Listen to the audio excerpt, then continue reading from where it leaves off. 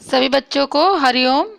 आज हम कक्षा 12वीं अध्याय 7 विकास इसके बारे में पढ़ेंगे। विकास क्या है? इसके पहले की कक्षाओं में भी आपने विकास संबंधी अवधारणाओं के बारे में पढ़ा होगा। विकासीय जीव विज्ञान पृथ्वी पर जीव रूपों के इतिहास का अध्ययन है। वस्तुतः विकास में है क्या? वनस्पति एवं प्राणी जगत में करोड़ों वर्ष पूर्व पृथ्वी पर हुए परिवर्तनों को समझने के लिए जीवन की उत्पत्ति के बारे में एक समझ बनानी अपेक्षित है। अर्थात हमें पृथ्वी, तारों और यहाँ तक कि स्वयं ब्रह्मांड के विकास को जानना होता है। अटकलबाजियों से पूर्ण कल्पित कहानियों के क्रम देखने सुनने में आते हैं। यह कहानी जीवन की उत्पत्ति और पृथ्वी नामक ग्रह पर जीवन के रूपों का विकास या जैव विविधता की है, जो कि पृथ्वी के विकास एवं स्वयं ब्रह्मांड के विकास की पृष्ठभूमि के साथ सन्निहित है। कहने का तात्पर्य यह है कि हमको पृथ्वी, तारों और यहाँ तक कि स्वयं ब्रह्मांड के विकास को जानना होता है ना। पृथ्वी की उत्पत्ति कैसे हुई, तारे क्यों, कहाँ से आए, और ये पूरा जो ब्रह्मांड है इसका विकास कैसे हुआ होगा। अगर हम कुछ अंदाजा लगाएं, अटकलबाजियां लगाएं ना, तो पूर्ण कल्पित कहानियां, यानी जो कहानियां हैं, कल्पनाओं से रहित कहानियां जो होती हैं, उनका क्रम हमको देखने सुनने को मिलता है। तो इस प्रकार एक जो जिज्ञासा बनी हुई रहती है कि जीवन की उत्पत्ति कैसे हुई, पृथ्वी की उत्पत्ति कैसे हुई, और क्या हम अभी जो हैं वही पूर्व में भी थे जैसा हमारा स्वरूप है। इन्हीं सब चीज़ों के बारे में हम आज समझेंगे। इस अध्याय में आपको जीवन की उत्पत्ति, जीवन स्वरूप का विकास, एक सिद्धांत, विकास के प्रमाण क्या हैं, अनुकूली विकिरण क्या है, जैव विकास, विकास की क्रियाविधि, हार्डी वेनबर्ग सिद्धांत, विकास का संक्षिप्त विवरण और मानव का उद्भव और विकास, इन बिंदुओं पर अध्ययन किया जाएगा। आज हम जिन बिंदुओं पर अध्ययन करेंगे वह है जीवन की उत्पत्ति, जीवन स्वरूप का विकास एवं सिद्धांत। तो आइए देखते हैं जीवन की उत्पत्ति। आप लोग जब स्वच्छ अंधेरी रात में, स्वच्छ अंधेरी रात का मतलब है जब भी बादल नहीं होता मतलब हाँ, जैसे बारिश के दिनों में मोस्टली आसमान में बादल छाए रहते हैं और हमको चंद्रमा और तारे दिखाई नहीं देते हैं। तो हम किस प्रकार के स्वच्छ अंधेरी रात बोल रहे हैं, मतलब बादल नहीं होना चाहिए, है ना। जब यानी कहने का तात्पर्य हमको आसमान में तारे चंद्रमा दिखाई दे, ऐसी रात। तो जब हम स्वच्छ अंधेरी रात में आसमान की ओर तारों को देखते हैं तो हम लोग एक तरह से बीते हुए समय की ओर देखते हैं। तारकीय दूरियों को प्रकाश वर्षों में मापा गया है, लाइट ईयर। ये आप कक्षा 7वीं 8वीं में भी पढ़े हैं, प्रकाश वर्ष। आज हम जिस वस्तु को तारों के रूप में देखते हैं उसकी प्रकाश यात्रा लाखों वर्ष पूर्व शुरू हुई थी। हमसे करोड़ों अरब मील दूर हैं और हमारी आंखों तक पहुंच रहे हैं, है ना, बहुत दूर। हम छोटी कक्षाओं में इसका अध्ययन कर चुके हैं कि जो तारे हैं वो टिमटिमाते हुए क्यों प्रतीत होते हैं, या ये इतने छोटे क्यों दिखाई देते हैं। तो इस प्रकार उनकी जो प्रकाश यात्रा है लाखों वर्ष पूर्व शुरू हुई थी और हमसे करोड़ों अरबों मील दूर हैं ये, फिर भी हमारी आंखों तक ये पहुंच रहे हैं। हालांकि हम अपने आसपास की चीज़ों को जब देखते हैं तो वो हमें तुरंत दिख जाती हैं, क्योंकि वे वर्तमान काल की हैं, है ना। इसी तरह से जब हम सितारों को देखते हैं तो हम स्पष्ट रूप से भूतकाल में ताक झांक कर रहे होते हैं। जीवन की उत्पत्ति को ब्रह्मांड के इतिहास में एक अनूठी घटना माना गया है। ब्रह्मांड विशाल है। सही मायने में कहा जाए तो पृथ्वी ही अपने आप में ब्रह्मांड की एक कणिका मात्र है।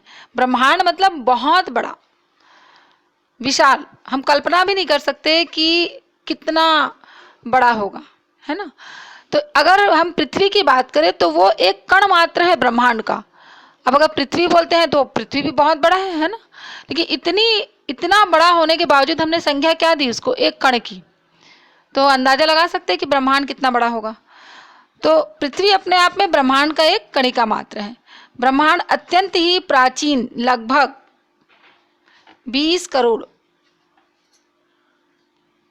20 करोड़ यानी 200 बिलियन वर्ष पुराना है। ब्रह्मांड में आकाश गंगाओं के विशाल समूह समेकित हैं। आकाश गंगाओं में सितारों और गैसों के बादल और धूल समाहित हैं। ब्रह्मांड के आकार को ध्यान में रखते हुए पृथ्वी केवल एक बिंदु या कणिका मात्र है। ब्रह्मांड की उत्पत्ति के बारे में हमें बिग बैंग नामक महाविस्फोट का सिद्धांत जो है वह कुछ बताने का प्रयास करता है, अर्थात बिग बैंग परिकल्पना। यह एक ऐसी परिकल्पना है, एक अनूठी परिकल्पना से परे महाविस्फोट का भौतिक रूप है। इसके फलस्वरूप ब्रह्मांड का विस्तार हुआ है और तापमान में कमी आई। महाविस्फोट बोल रहे हैं, है ना। तो ब्रह्मांड का विस्तार इस महाविस्फोट के फलस्वरूप हुआ और फिर तापमान में क्या आई, कमी आई। कुछ समय के बाद में, अर्थात कहने का तात्पर्य तापमान में कमी आई मतलब पहले काफी गर्म था, जो धीरे धीरे करके तापमान में कमी आते गई। कुछ समय के बाद में हाइड्रोजन और हीलियम गैस बने। कौन सी गैसें बने? हाइड्रोजन और हीलियम। ये हाइड्रोजन और हीलियम, ठीक है, ये बने। इसके बाद ये गैसें गुरुत्वाकर्षण के कारण संघनीभूत हुई और वर्तमान ब्रह्मांड की आकाशगंगाओं का गठन हुआ। यानी इन गैसों के मिलने से, गुरुत्वाकर्षण के कारण से संघनीभूत, अर्थात हाइड्रोजन और हीलियम गैस संघनीभूत हुए, कहने का मतलब आपस में मिले और वर्तमान ब्रह्मांड की आकाशगंगाओं का, ये जो वर्तमान के जो ब्रह्मांड है उसमें जो आकाशगंगाएं हैं उनका गठन हुआ, अर्थात वो बने। अब आते हैं मिल्की वे। मिल्की वे आकाशगंगा, मिल्की वे क्या है? आकाशगंगा है, ठीक है। मिल्की वे नामक आकाशगंगा के सौरमंडल में पृथ्वी की रचना, किसकी रचना कह रहे हैं? पृथ्वी की रचना 4.5 बिलियन वर्ष अर्थात 450 करोड़ वर्ष पूर्व माना जा रहा है। तो आप ध्यान दीजिएगा इस बात पर कि ब्रह्मांड का जो उत्पत्ति, या कह सकते हैं कि ब्रह्मांड कितना प्राचीन है, तो कितना कहा गया? 20 करोड़, है ना, 20 करोड़ बिलियन, 20 करोड़ बिलियन। ये देखिए यहाँ, ये किसके लिए? ब्रह्मांड के लिए। इतना पुराना है, 200 बिलियन वर्ष या 20 करोड़ वर्ष कह सकते हैं, ठीक है। और पृथ्वी के लिए अभी आपको मैंने बताया किस प्रकार से हाइड्रोजन हीलियम के संघनीभूत होने से वर्तमान आकाशगंगा, ब्रह्मांड में आकाशगंगाओं का गठन हुआ।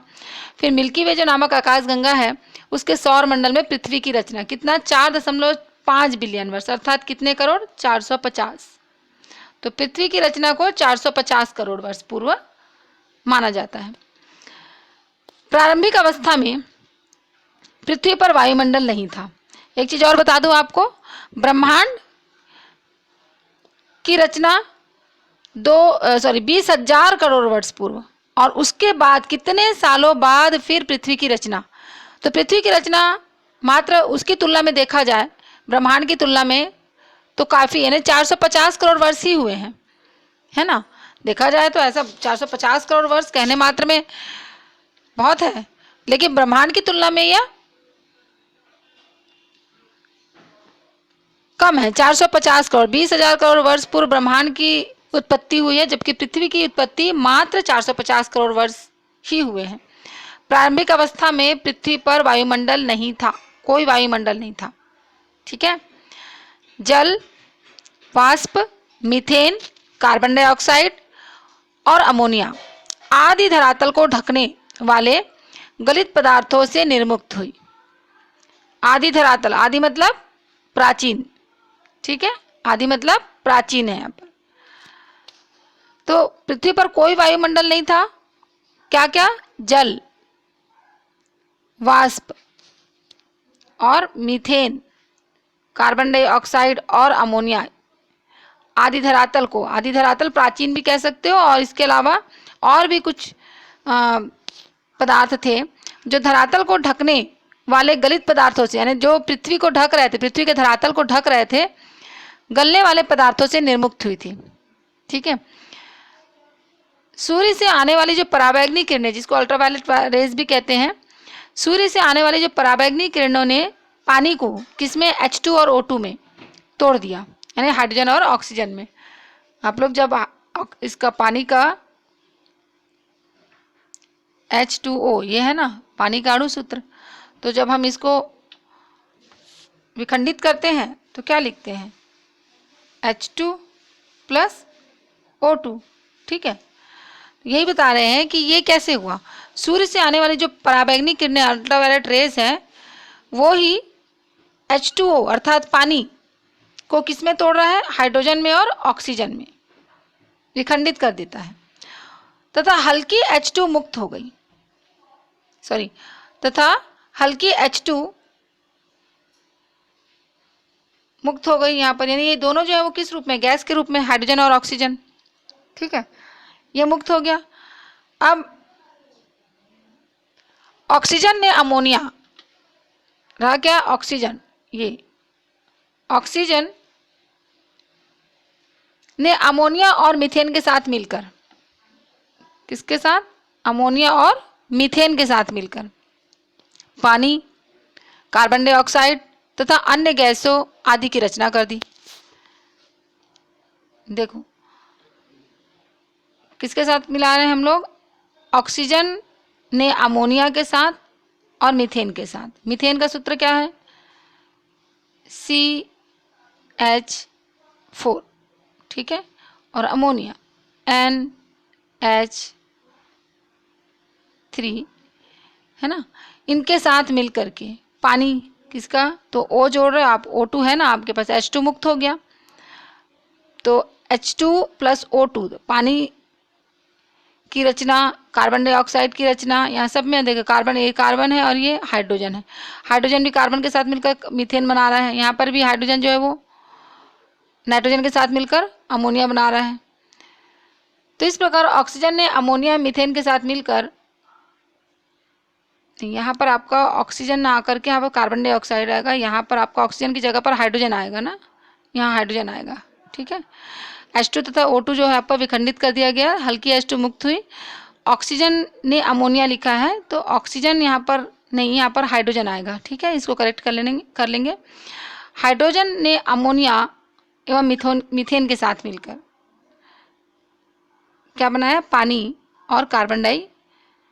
इसी प्रकार ऑक्सीजन जो है वो कार्बन डाइऑक्साइड बना रहा है और अन्य गैस आदि की रचना हुई। कहने का तात्पर्य यह है कि हमारे पास दो गैसें थी, एक था हाइड्रोजन और दूसरा था ऑक्सीजन, है ना।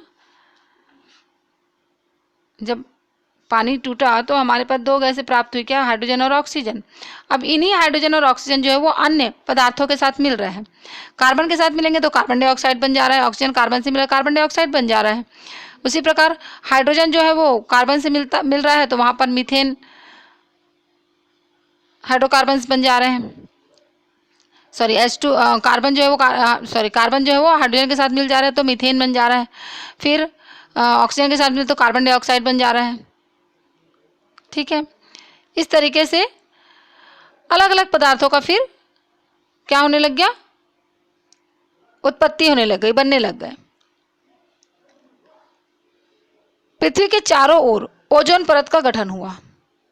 कौन से परत का, ओजोन परत, जिसको हम O3 लिखते हैं, ये ओजोन परत का गठन हुआ। जब यह ठंडा हुआ तो जलवाष्प बरसात के रूप में बरसने लगा और गहरे स्थान भर गए।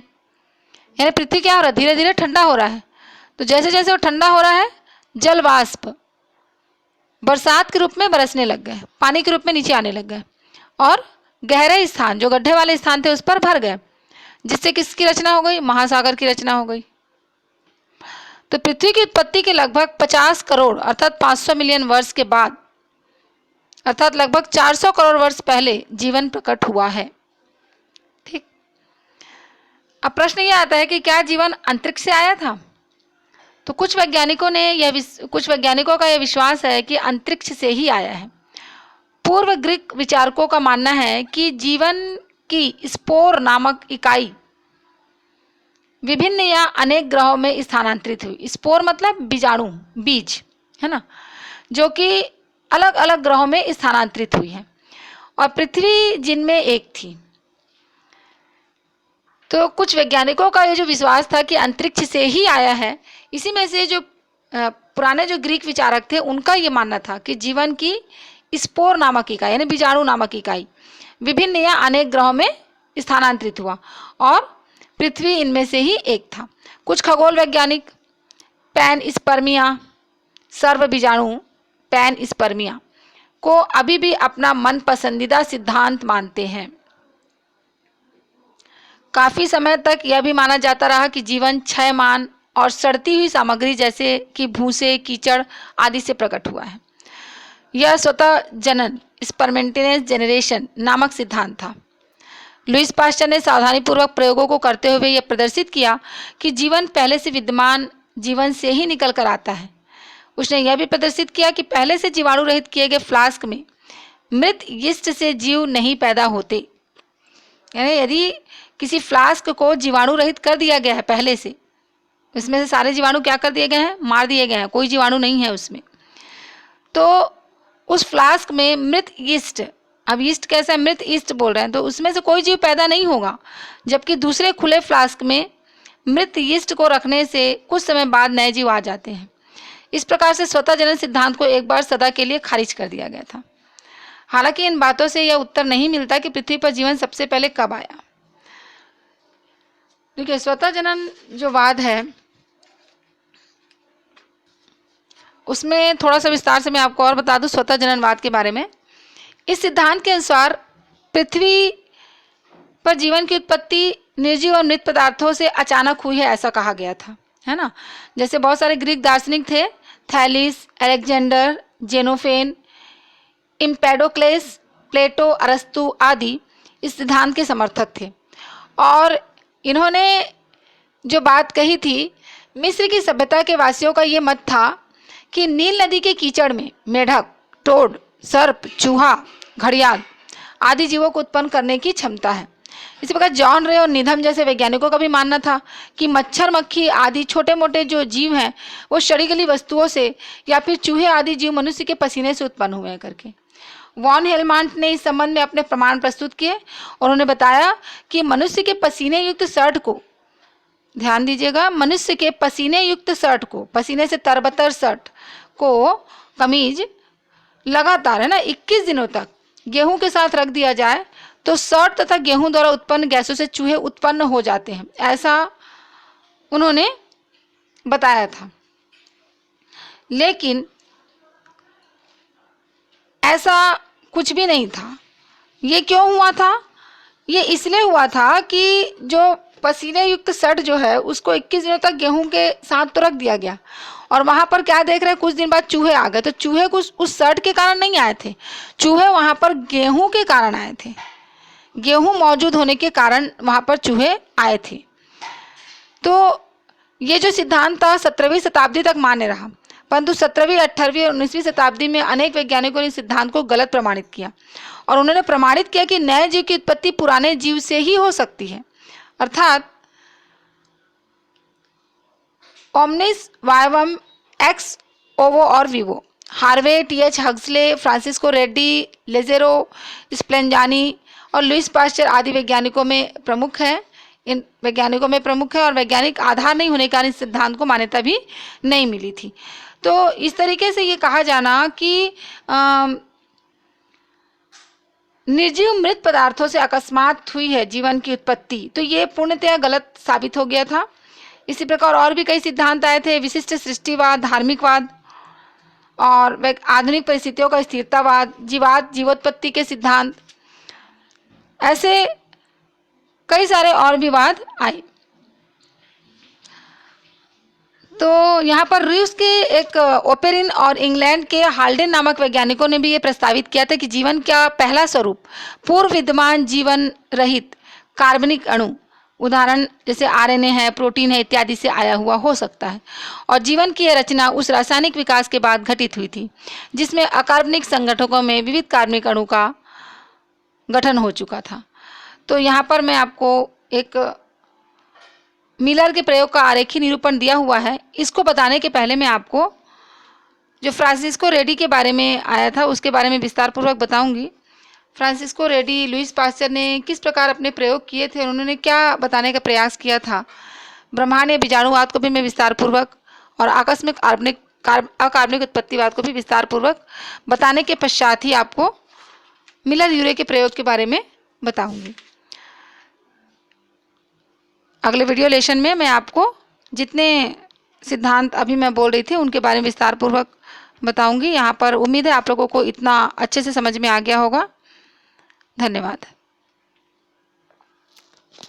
यश।